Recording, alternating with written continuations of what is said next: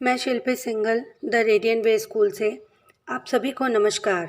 आशा करती हूँ कि आप सभी अच्छे होंगे और यह भी आशा करती हूँ कि मेरे द्वारा भेजे गए वीडियो आपको समझ में आ रहे होंगे।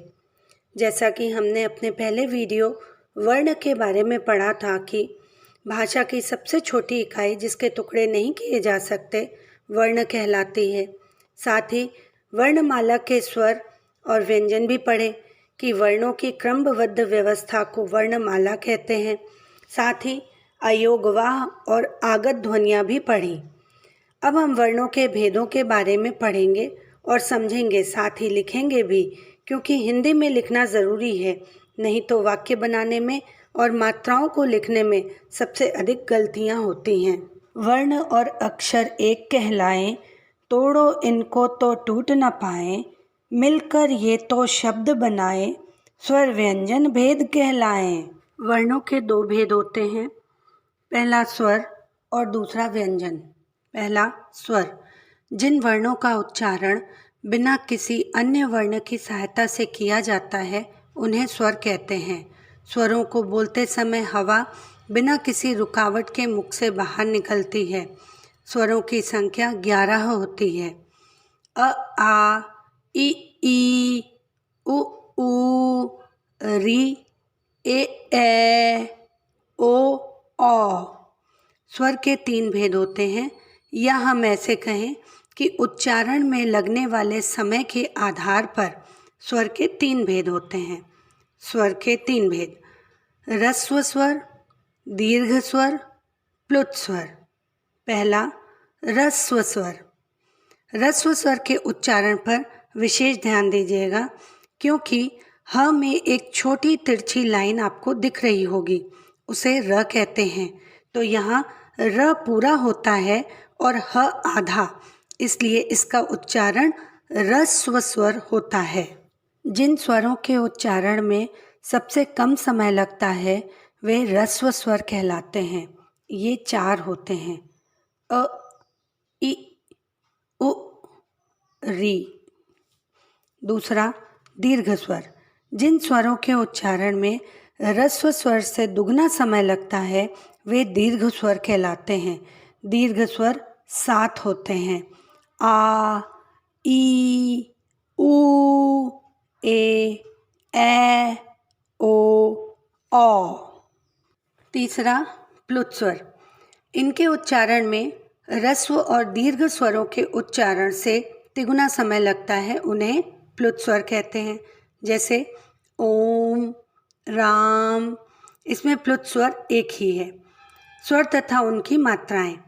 हर स्वर की एक मात्रा होती है। वैसे स्वर अपने मूल रूप में भी प्रयोग किए जाते हैं, जैसे अब, आम, इमली आदि। व्यंजनों के साथ आने पर स्वर मात्रा के रूप में आते हैं, जैसे कान, आ। क व्यंजन है और आ स्वर है, तो क में आ की मात्रा लग जाती है तो वह का बन जाता है, और न व्यंजन लगा देने से एक शब्द कान बन जाता है। इसी प्रकार चील, ची ई। च व्यंजन है और ई स्वर है, तो च में ई की मात्रा मतलब बड़ी ई की मात्रा लग जाती है तो वह ची बन जाता है, और ल व्यंजन लगा देने से एक शब्द चील बन जाता है। अ ऐसा स्वर है जो हर व्यंजन में मिला रहता है और उसकी अलग से कोई मात्रा नहीं होती है। क बोलकर देखिए, क प्लस अ। हम इसका यह रूप बोलते हैं। इसी तरह सभी व्यंजन अ के साथ बोले जाते हैं। आइए हम इसकी तालिका मतलब टेबल बनाकर समझते हैं। तालिका को हम 6 वर्गों में विभाजित करेंगे। क्रम संख्या, स्वर, मात्रा, व्यंजन प्लस स्वर, मात्रा प्रयोग, मूल रूप में प्रयोग। पहला, स्वर अ है, मात्रा इसकी कोई मात्रा नहीं। व्यंजन प्लस स्वर में क प्लस अ है, मात्रा प्रयोग कमल, मूल स्वर में प्रयोग अनार। क्योंकि अ स्वर है इसलिए इसका मूल रूप में प्रयोग अनार होगा। इसी प्रकार हम बाकी स्वरों को भी देखेंगे।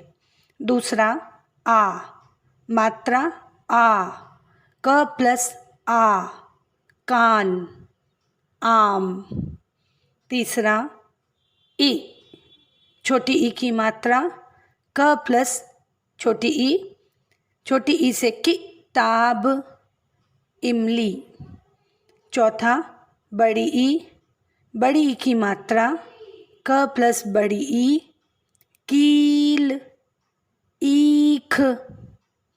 पांचवा उ, छोटा ऊ की मात्रा क प्लस उ, कुत्ता, उल्लू।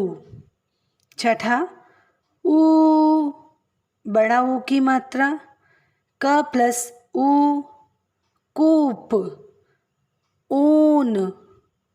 सातवां री की मात्रा पैर के नीचे में लगती है, क प्लस री, कृषक। जैसे क के नीचे री की मात्रा लगी हुई है, ऋषि। आठवां ए की मात्रा क प्लस ए, केला, एड़ी। नवा ए की मात्रा क प्लस ए, कैदी, ऐनक। दसवां ओ की मात्रा क प्लस ओ, कोट, ओखली। 11वां ओ की मात्रा क प्लस ओ, कौवा, औरत। विशेष रूप से ध्यान देने की बात है कि र वर्ण के साथ उ और ऊ की मात्रा का प्रयोग इस प्रकार किया जाता है। छोटे ऊ की मात्रा रुपया, रुचि, सुचारू, रुक आदि। अब हम देखें कि रुक को कैसे लिखते हैं। र प्लस उ प्लस क प्लस अ।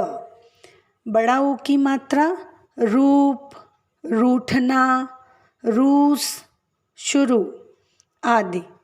रूप को कैसे लिखेंगे। र प्लस उ प्लस प प्लस अ।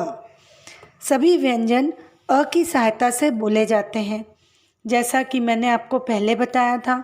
परंतु जब किसी व्यंजन में अ की ध्वनि नहीं मिली होती है तो उसके नीचे हलंत लगा देते हैं, जैसे क, च, ट आदि।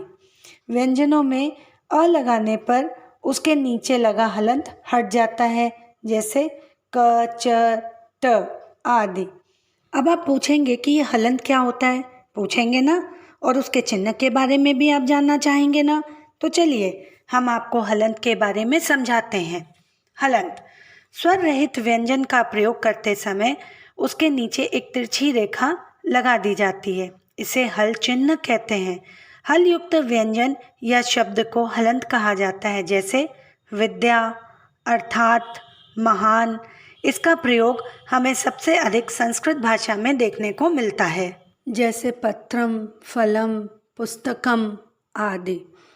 यदि किसी व्यंजन के नीचे यह रेखा न लगी हो तथा किसी अन्य मात्रा का चिन्ह भी न जुड़ा हुआ हो तो समझ लेना चाहिए कि उसमें अ की ध्वनि मतलब मात्रा जुड़ी हुई है, जैसे प प्लस अ बराबर प, च प्लस अ बराबर च।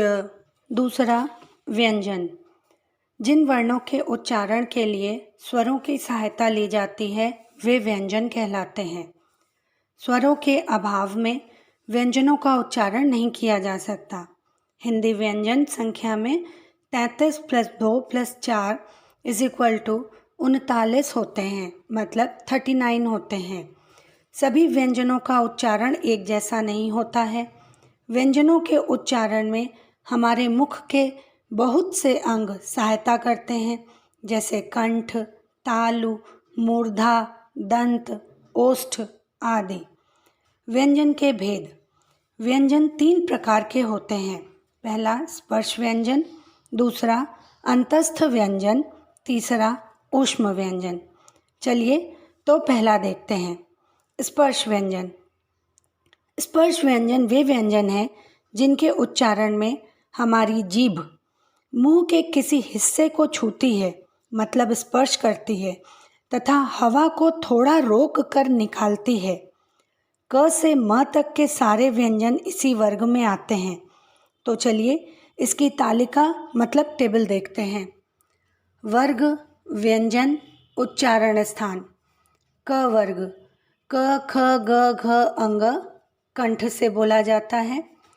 च वर्ग, च छ ज झ इय तालु से। ट वर्ग, ट ठ ड ढ ण मूर्धा से। त वर्ग, त थ द ध न दंत से। प वर्ग, प फ ब भ म ओष्ठ से। दूसरा, अंतस्थ व्यंजन। इनका उच्चारण कंठ से होता है। ये वे व्यंजन हैं जिनको बोलते समय जीभ तालु, दांत और होठों के पास तो पहुंच जाती है पर पूरी तरह स्पर्श नहीं कर पाती। इन्हें अर्धस्वर भी कहा जाता है। ये 4 हैं, य, र, ल, व। तीसरा, ऊष्म व्यंजन। जिन वर्णों के उच्चारण करते समय मुंह से निकलने वाली हवा अत्यधिक रगड़ के साथ ऊष्म अर्थात गर्म हो जाती है, उन्हें ऊष्म व्यंजन कहते हैं। ये 4 हैं, श, षटकोण का श, सीटी वाला स, ह। आशा करती हूँ कि आपको मात्राओं का ज्ञान समझ में आ गया होगा। यदि आपको फिर भी किसी भी चीज़ को समझने में कठिनाई का सामना करना पड़ा हो तो कमेंट करके मुझे ज़रूर पूछिएगा। साथ ही लाइक, शेयर, सब्सक्राइब करके बेल आइकन को क्लिक कीजिएगा।